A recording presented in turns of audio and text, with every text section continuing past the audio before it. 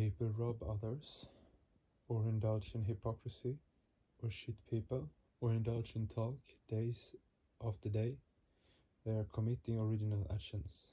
When a dishonest government employee accepts a bribe, it is an original action. When his son gets sick and has to be rushed to the doctor, it is the reactive action. The reaction to the original action. When his son dies, he laments, I haven't knowingly done anything wrong. O Lord, why have you given me such severe punishment? But God did not give him any punishment. The deep sorrow he felt at the death of his child was the result of his past original actions. The moment sadhakas start spiritual practice, they must surrender all their original actions to Brahma, so that they do not have to endure their reactions. This surrender is the most important aspect of spiritual practice. Brahmar panam brahma vir brahmagnau brahmanutam brahma evatena gantavyam brahma karma samadhina. The action of offering is Brahma, the ghee offered into the sacrificial fire is Brahma, the fire is Brahma, and the person who offers is Brahma. Those who will maintain this spirit in every action will finally merge in Brahma. Reactions in requital to past actions normally occur more in a spiritual aspirant's life than in an ordinary person's life. The reason is that when all original actions are surrendered to Brahma, there remain only the reactive actions. The reactions may be good or bad according to whether they are resultants of good or bad original actions. But think about how many of the deeds you performed before coming to the path of sadhana were good and how many were bad. To tell the unpleasant truth, 99% of your deeds were bad. Hence it is often the case that sadhakas have to suffer much more from bad reactive momenta than get to enjoy good ones.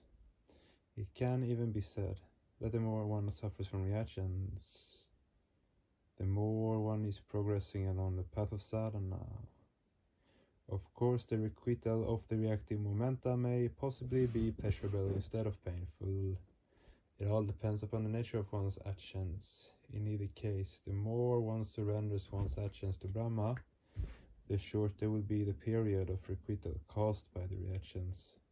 In this case, the intensity of the requital will be greater than normal. But this is a good sign, because intense requital means the exhaustion of the requital within a short period. Suppose you have incurred a loan of 1,000 rupees. If you repay the loan in monthly installments of 1 rupee, it will take you 1,000 months to clear the loan. 1 rupee being such a small amount, this will hardly cause any suffering at all. But if you want to free yourself from the debt quickly, you will have to pay a larger amount every month, which will obviously cause more suffering. Likewise, if one does not feel the need to be freed of one's reactive momenta quickly, one can undergo less affliction, but then one may have to wait 10 or 20 lives to exhaust all the reactive momenta. Moreover, within those 10 or 20 lives, one will probably undergo psychic degeneration, and due to one's mean actions imbibe new reactive momenta. Hence, genuine sadhakas always try to be relieved of their acquired samskaras as early as possible. Therefore, they surrender completely to Brahma. The consummation of self-surrender precipitates the requital of samskaras, and this requital may take place in the Shakta, Vaishnava, or Shaiva stages. But in the Shaiva stage, the requital are not felt so keenly, and therefore may be considered not to be requitals in the true sense of the term. The requital of reactive momenta is felt most acutely in the Shakta stage, because this stage involves a tremendous fight against Prakriti. The Shakta stage is dominated by Jnana and Karma, not by Bhakti. Where there is struggle, action is bound to become predominant. Likewise, one will have to acquire knowledge, the knowledge of how to struggle. Through knowledge, Shakta sadhakas become fully aware that all their sorrows and afflictions are the result of their past original actions. In order to be relieved of their afflictions, they do not cry pitifully to Paramapurusha, but displaying the spirit of valor, say, O Paramapurusha, give me strength to continue the struggle. I do not want to escape from affliction and suffering. I want to attain you in a joyful struggle against affliction and suffering. The great poet Rabindranath Tagore said in these regards, Vipade more raksha kare karan nahe mor prarthana vipade yenana karib kabubai dukka tape vyatita shittenai badile santvana dukke yena karite parijai.